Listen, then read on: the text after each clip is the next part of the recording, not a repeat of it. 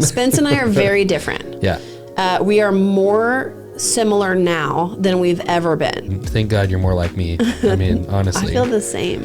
I'm so glad I'm more like you and less like myself.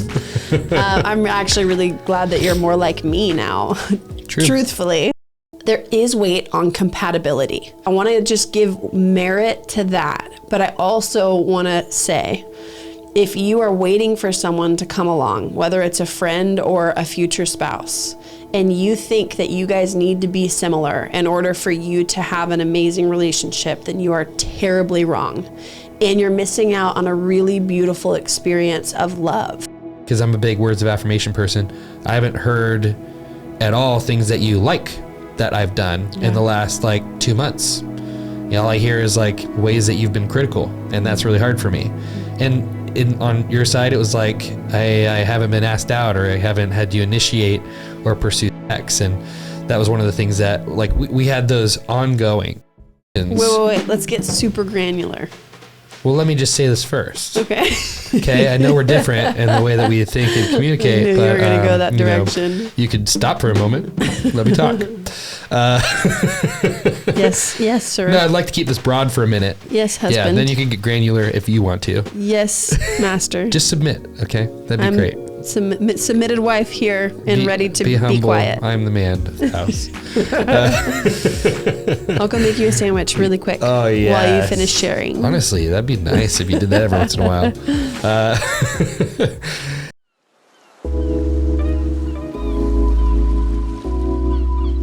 Hello. Hey. It's going to be a shorty but a goodie today. Yeah, we're talking about how to do relationship with people that you have differences with. So broad, and we're going to see where it goes, because I like the question. I took a poll on my Instagram. If you are listening to this and you don't follow my Instagram, it's just at @SammyRobbins_. And every once in a while, we gather topics from there. So if you ever want to be a participant in having your topic talked about, then you could either follow my Instagram and look out for that, or you could leave a review sharing what you want to hear more about. Yeah. So I thought it'd be a fun thing to talk about. Well, I've heard from a lot of different people, like friends, clients that we've worked with.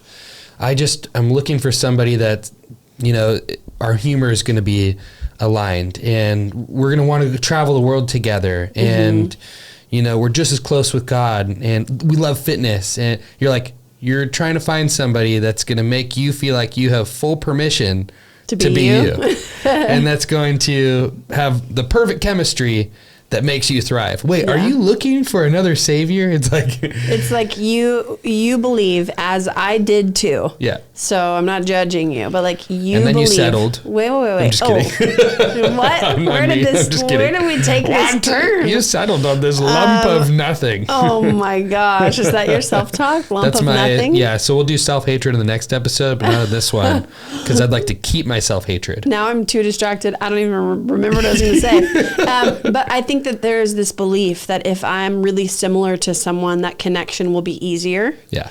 And I think it's true.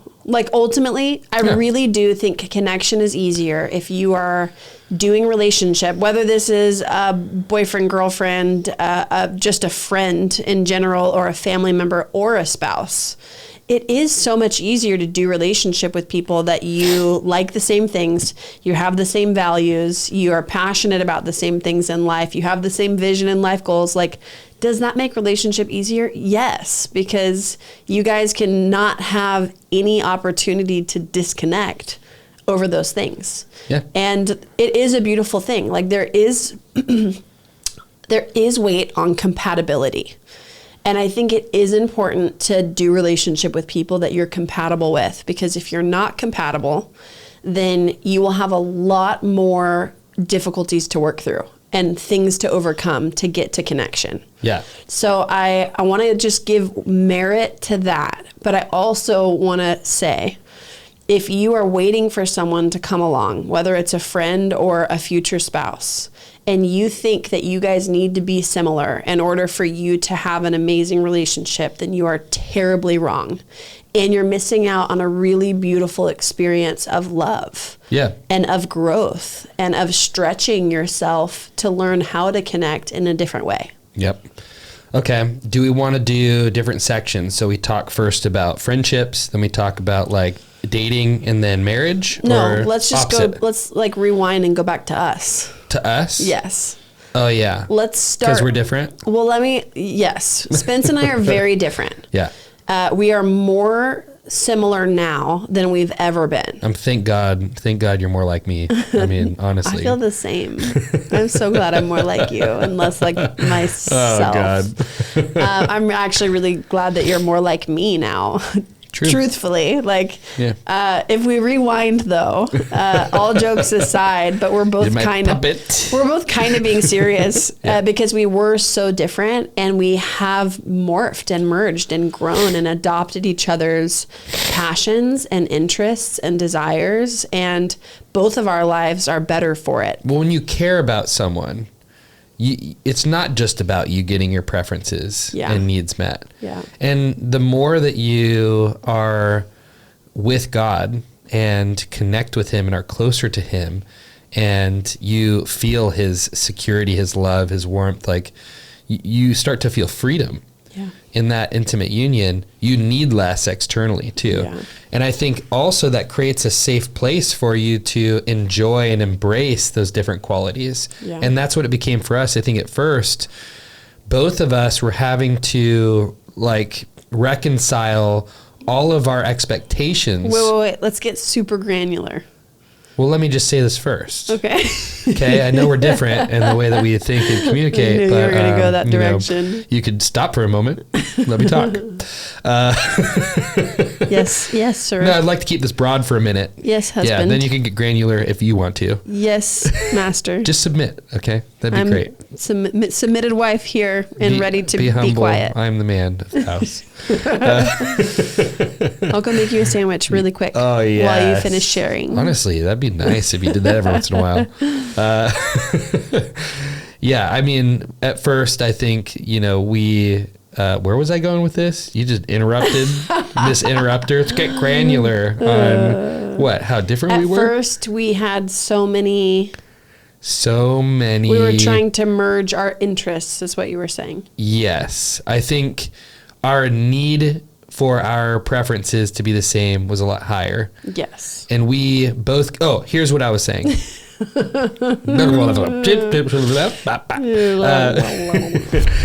So we came into marriage with a lot of expectations and preconceived ideas for how marriage was going to be. Yeah.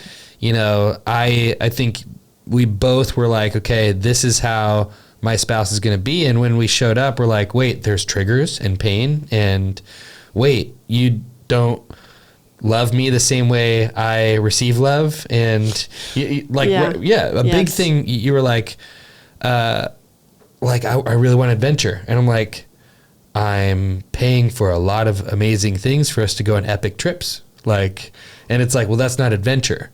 And it was like, there's just like, we're missing each other all the time. You were working really hard so that in the future you could take me on a trip. But I'm like, I want to go hike a mountain now. But it was all those little things like on my side, I was like, you don't respect a man that loves working and is going to take care of us. And you're like, I want a man that's free and I want us to go leap and frolic through a field and you can pick me up and kiss me and tell me I'm pretty on a Saturday afternoon after you're done working. I know. And it's just like all these differences caused us to get into so much trigger and fear. Yes. In that state. And I think there was a lot of questions I had of like, man, is this right? Internally. Will I be able to satisfy her? Yeah.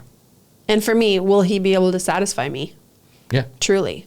Okay, so real quick, just wanted to take a quick second to say that if you're tired of feeling stuck in sadness, disconnect, or feeling powerless to relationship triggers. Maybe you just feel swirly internally and you don't fully feel powerful to work through your emotions, and you really want to be more connected to yourself and to God.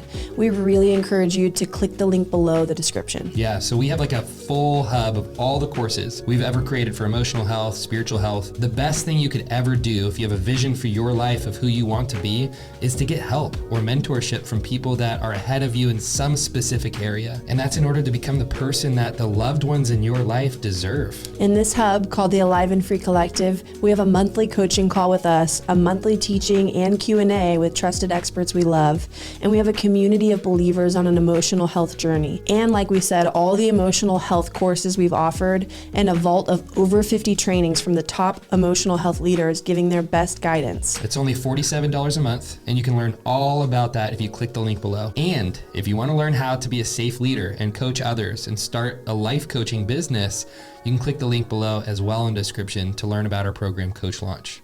Okay, back to everything that's important. So can we go granular now? Yeah. Rewind. Your turn to be quiet. We're having a lot of fun bantering. You guys, we trash talk each other. Like we never, when we argue, we never actually fight. Like the meanest thing I've ever said to him was, I don't think we're good together. And it was me being super, super triggered. And I knew it was hurtful. And I said it anyways, because I was just out of my mind triggered. That was jacked up. That was like year 2 of marriage. Anyways, that's the meanest thing I've ever said to him. We're very honoring to each other. And we don't actually bash each other. We're not jabby. I would never say that to you. We're not jabby. If and when we have attitudes, we really don't point it at each other, and we're really quick to clean up our messes. So our joking humor is just trash talking each other and just having witty banter back and forth. It's like if you're like, playing your friend in, an epic pickleball tournament. Wait, it's my turn to talk. You got to make sure you trash talk quite a bit. Okay. Anyways. Okay. So in the very beginning of our friendship, it didn't matter that we were different because we didn't plan on being together. I just loved him for who he was. He loved me. We really, really, really loved each other's hearts a lot. Like we just were drawn to each other. That was the first thing of yours I was drawn to. My heart. Was your heart. Was it? I think actually it was. Probably. Yeah. Because I think the first time that you saw me in public was you saw me praying for people in the gym, right? Yeah. So that makes sense. Anyways. And I thought you were beautiful, though. Thanks, babe. Yeah. You're sweet. So whenever we started dating, actually a year into our friendship when we thought about dating, Spencer always talked about having a corporate job in Sacramento, working his way up in this insurance company and growing roots there for 20 years. And hold up. I was like, gag me. That sounds horrible. In retrospect, that was gag worthy, but you have to understand I am a person of vision. Totally. So if I'm doing something, I have to cast vision for that thing I'm doing. This isn't the point. And that's what I was doing. This isn't the point. I know. You didn't know you didn't know anything different then. And my vision for my life was I want to do missions and ministry and travel the world. I would love to make music and do anything creative that let me be free. I had a lot of entrepreneurial dreams in my heart, but I had no work ethic to make any of those things happen. I just loved fun ideas and figured I'd eventually make it happen. Apart from that, Spencer loved movies and cocktails and fine dining and a really nice button up sweater. And for me, I never watched movies, didn't like watching movies, never drank ever, didn't care about nice meals, didn't want to spend money on going out to eat, would rather make a homemade organic meal from scratch, but then take it to a field and have a picnic, or go down to the river and whatever. And I always wanted adventure and he always wanted adventure through a screen. And it didn't seem like our lives would ever be able to... Sense of humor?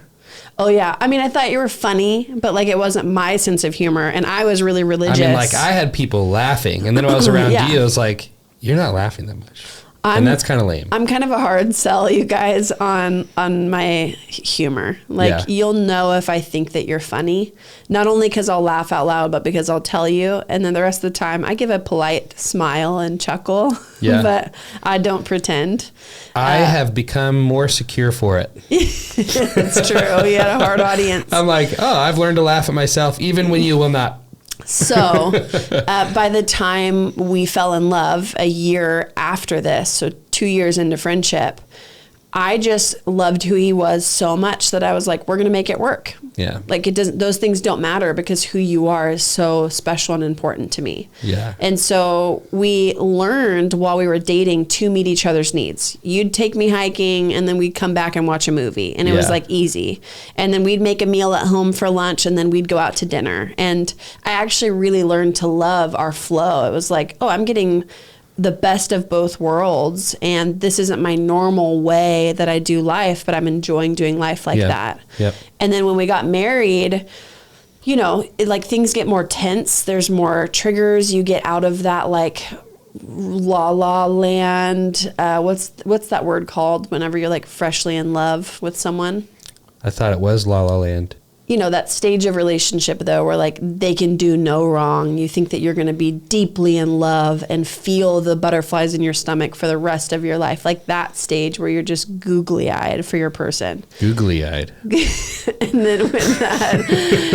then when that I remember your googly eyes. When that wears off in marriage, which is a natural part of your marriage entering mature love. Yeah. You're like, it's called the power struggle.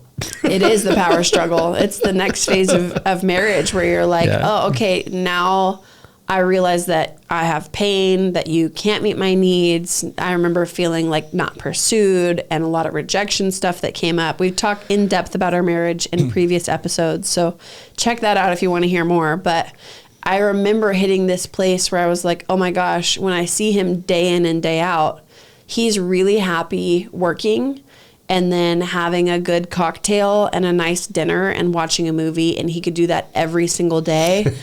And whenever you like got out of that phase of like trying to win and woo and pursue me because you already had me, there was not like, I want to take you hiking because you love that, or like I'm going to plan a spontaneous camping trip, which was my dream. And I told him this, like, if you ever really want to love me, just like pack us bags and take me camping anywhere cool, and I'll be the happiest girl in the world.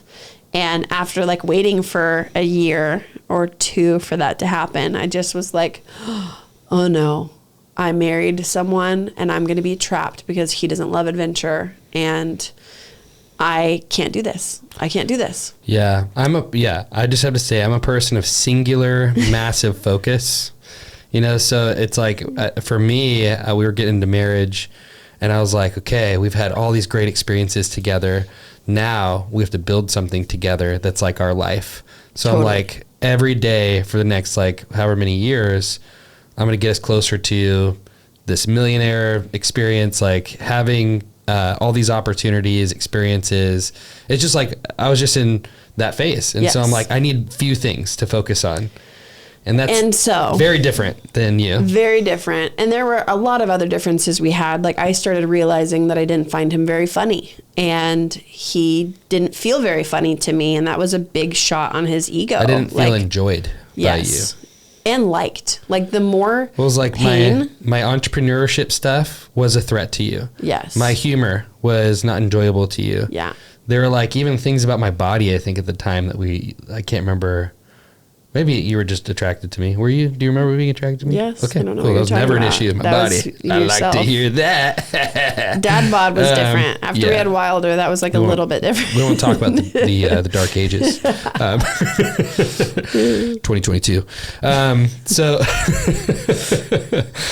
I do think that there were a lot of moments where it was like, oh, I feel like at an identity level, all of these different things that we've taken on are being rejected by each other. Yes. And that's what felt the scariest about this is like we had worked hard to build these different cares and likes and preferences, and we learned a lot about ourselves, and all of a sudden all those things were being threatened. Yeah. And because we're doing everyday life with someone who doesn't want the same things on a daily, like on a day-to-day basis. And your fantasy beforehand is that person's going to enhance all of those things. Yeah.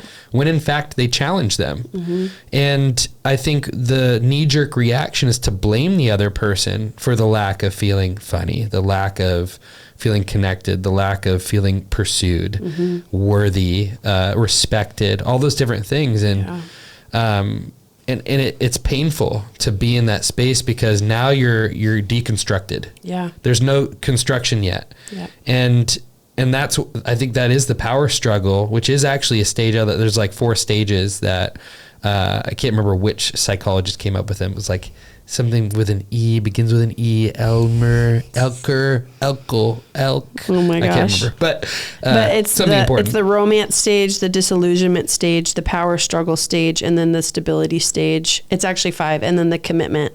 This is in different terminology than what we've learned, but yeah, it's a better one. That's only 4. I'm just kidding. Okay, great. Cool, keep going. I didn't even that was remember really him, funny, so. babe. That was so funny. I'm like falling out of my chair right now because I can't contain my laughter. The good thing is that I enjoyed it a lot and still enjoy it to this moment. I love you. But that's what I do love about this journey is that it sent us back on a journey of learning how to be safe and secure with ourselves and the Lord. And I don't know if I knew how bonding that would be between us to have that secure attachment we had with him and ourselves. Yeah. And that's what I urge relationships to go through. So one of the stages that is in the other one that's better is called independence. And so power struggle, independence.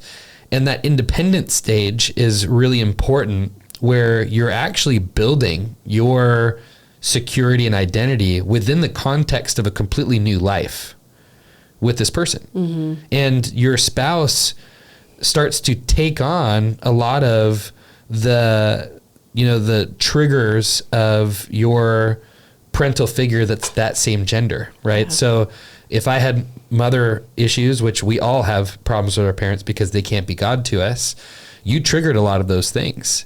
And all of a sudden it's like, oh no, I'm in a relationship with the way my mom hurt me in this area. Yeah. And that's scary. But then as you start to find safety and security within your own independence in that marriage, you're like, oh, that person, and this was really helpful during my journey with, I think Laura Duncan brought this to me. She can't help you and she can't hurt you. And I was like, okay. And to a lot of people, it won't make sense. But in this stage of marriage, it does make sense. Because in codependency, you believe that person is your source of healing or your source of pain. They have the power to help you or hurt you. Like you're putting all of your needs getting met in their hand. Yeah, it's black and white. And then they're a threat to you and they can't meet those needs for you. And then it feels really high stakes. So like we would have these discussions where I'm like, I haven't heard, because I'm a big words of affirmation person, I haven't heard at all things that you like that I've done in the last like 2 months. You know, all I hear is like ways that you've been critical, and that's really hard for me. And on your side, it was like, I haven't been asked out, or I haven't had to initiate or pursue sex. And that was one of the things that like we had those ongoing. Yeah. And we got to this point where like, oh, it's not your responsibility to make me feel validated and affirmed. It's a way you can pour into the cup. But if we're doing this as a dutiful marriage, it's not going to end up well. You want to get that need met from God first. Yeah. And then once you feel full and secure without having to have that from your spouse, then you can bring it to your spouse and be like, hey. Still communicate, here's a thing that would really help me feel connected to you, is if I heard from you the things that you do love about me. Yeah. And then you can even share in that way where it's like, you can be soft now. Yeah. Instead of blaming, like, is there any way you can tell me what you think I am doing well? I have no idea. Yeah. So I think there's some good things. Also, what the word I was looking for earlier was the honeymoon phase. The honeymoon phase. I was like, it's not the romance phase. The blasted phase. honeymoon phase. That like those euphoric. Such a good word. The euphoric experiences. Yeah. Anyways, so like we had to work through a lot of pain and a lot of disappointment. And I'd say the more we learned how to do what Spencer's talking about, of like taking ownership of our own needs, wants, and desires. Like I remember having so much pain on my first birthday that I had once we got married, because I expected to like wake up and what I subconsciously always believed is that when I finally got married, my husband would like smother me in love on my birthday, because birthdays never were special in my life and in my family. And I never felt like anyone really went out of their way to like make my life feel special. And I always believed like my husband would be that person. And when I woke up and there was like not a balloon, not a flower, happy birthday came like an hour later, and then there were no plans for the day. It was like devastating for me that it was like, oh, well, what do you want to do today? It's your birthday. It was like, that's the worst thing that you could do for me right now. Like, I wish you would have planned this 3 months ago. But I remember moments like that being like, reactively in the moment, deciding like I'm never going to have an unplanned birthday ever again. I'm going to plan everything that I want to do, which was a poor reactive decision. But what I actually did learn is, you know what? I'm not going to expect something that I didn't specifically communicate that I wanted or needed. And if I communicate to him, hey, I would love to do this for my birthday, or here are some options I'd love for you to choose from. Like if I do that and he says, I just don't have capacity, then I'm going to take it into my own hands and I'm going to plan the trip that I want to do. And like, I'm going to wake up, and if I really have it in my heart to go hiking and I feel like I need this weekend, then I'm just going to tell him, hey, I really need to go hiking. I would love to do it with you if you want to join, but I'm happy to go alone if that's not something you have capacity for. Yep. Instead of feeling like I had to merge my life with yours all of the time, it was like I had to learn how to have boundaries and how to fight to get my own needs met, whether you wanted to be a part of it or not. And as we both practiced that, because we both did, as we both practiced that, we actually learned like, oh, doing things together and doing it from a place of connection is the thing that's actually fulfilling. Yeah. And over time, we learned how to get more adaptable with each other and how to sacrifice our own needs and wants in different moments and be like, hey, what do you want this weekend? I want to do whatever you want to do today. Yeah. And like make those decisions. And as we did that, it was really beautiful to find the way we both actually ended up loving the things the other person did. So like now I love a good cocktail, and I love when we go get the ingredients and make them together and like have them on the rooftop and watch the sunset. And I love good food and drinks now. Now I love movies and TV shows, and that was not anything I ever like experienced before. I didn't really even let myself rest or have downtime. And now we both surf together as much as we possibly can. And we camp and we go hiking together. Like we do all the adventurous things that I crave. 2 months. Yeah. Like I've watched Spencer shift some of his normal desires to love me, and I've seen him do it with a happy heart too. And I've been the same, and not saying that it hasn't been hard, but we've both found so much more love and connection and fulfillment. And our differences have actually made our marriage connection richer, I think, because we've had to grow so much, and we've learned sacrificial love on a way different level than we ever could have learned it if we just married someone that was the same as us. And like, I find him so funny now. Like we crack each other up all the time now, and like we get each other's sense of humor now, and it took a long time. But now I feel like we're so much more united. And I'm so thankful for our differences now. Yeah. I remember talking to a buddy a while back, and he was talking to his counselor and talking about how, and he was talking about how disconnected he felt from his spouse, and, just how he's like, I'm just wondering, like, are there other people out there that I could marry or could be with that would be less contentious? And the counselor was like, well, you have to resolve within your spirit that there are. There are people out there. You could end this and move on. And you have to resolve that and still decide what you want to do. And I think as Christians, obviously, we're like, that's not the way we do things in the kingdom, right? And I'm not here to speculate on every situation that's ever happened where people have divorced. And I'm not even going to say a black and white statement about it. All I'm going to say is that in pain, that's very normal for your brain to start going, are there better options? And when who could I be with that would hurt me less? And one thing in the midst of my pain, in like the biggest pain in our marriage, where it was like repeated over and over and over again, and I was in big pain, is I kept reminding myself, like, Sammy is the one I knew God like told me I was going to end up with somebody like Sammy, and that I desired to end up with, which was somebody that was powerful, that was going to like impact the world, and that we were going to lead and grow each other in.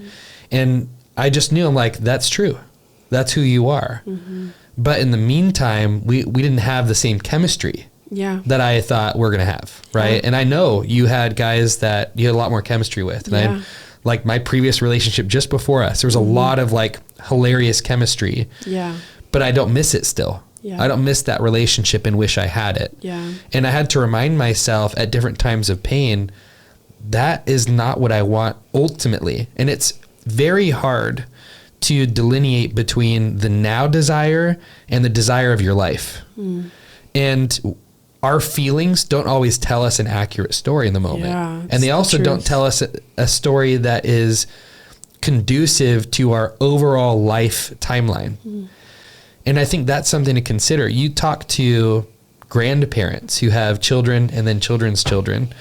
Their preferences are way different now that they've lost their preferences over the years. And now having a child, I'm like, what are preferences? You know, and like, we're going to have more, and we're going to lose even more preferences, or we're going to gladly lay them down. And I think that's what happens is you start to learn that fulfillment is not in your preferences getting filled. It's in your ability and capacity to be open for love and to encounter love and to give love away. And that's what enriches everything in your life. And then if I take that context, marriage is not for my preferences to get fulfilled. Marriage is about me becoming who God made me to be, who God designed me to be. Well, now it's a vehicle for my growth. And now I no longer am upset at Sammy in the moments that she challenges me or there is discomfort, because I know on the other side of discomfort is growth. And I know that is a good thing. And even scripture talks about how perseverance, like character produces perseverance, hope. And I think all these things, it's like count it all joy when you encounter various trials. That's so important in the midst of marriage, because it's the only way you can count joy in the midst of trials is when you have expectation of a greater good coming on the other side. So good, babe. So good. Mic drop. Well, that's it for today. So, no, but I mean, we will be wrapping up in a few minutes, but I think it's such a good point. Like, ultimately, if we are, like, you do have to make that decision. And that's what dating is you are actually dating them to decide, is this a relationship where we have enough connection, enough compatibility, enough commitment to each other to work through any lack that we do experience. Is this person healthy? Like you have to make all those decisions while you're dating. So it's a beautiful time to figure out, like, do I want to grow through this with them? Like, do I love who they are enough and have enough vision? Like, do they have the characteristics of a person that I need? Like, that's one reason why Spence and I married each other, was we were both like so in love with the fact that we are with someone who is willing to put in the work and grow. I think we both had so much confidence and conviction that we could work through anything. And a lot of the different types of people that we were both attracted to before might have had qualities and characteristics that we liked and things that felt fun and like kind of fed into the fantasy, but they didn't have that backbone and that heart of like, I could work through anything with you. They didn't have the character and the willingness for that. And it really is it's the glue to our marriage. It's the thing that has helped us get so connected to each other, because we are so willing to always come back and take ownership and get counseling and do the work. And that has made marriage really, really rich. But in relationship, as you're choosing who you want to be with, and as you're building even friendships, I think the thing that stops us from really loving people and staying connected to people who are very different from us is not knowing how to work through our own triggers that come up in relationship. Yeah. It's like your differences shouldn't divide you. Like, why should someone being different than you divide you? Yeah. Unless you have emotions about it that are getting triggered in a moment, and maybe you're using that person to get a need met in a moment. Like, is it okay that you want to have similarities? Yes. Is it okay that you wished connection was easier? Yes, of course. But does that have to hinder your ability to cultivate a rich relationship with that person? No. I think that we're missing out unless we just decide, I don't like this person enough to go through the growth that's required to be connected or committed to them. Connected. Yeah. That's committed and connected. I'm never using two words again. Connected. It's connected.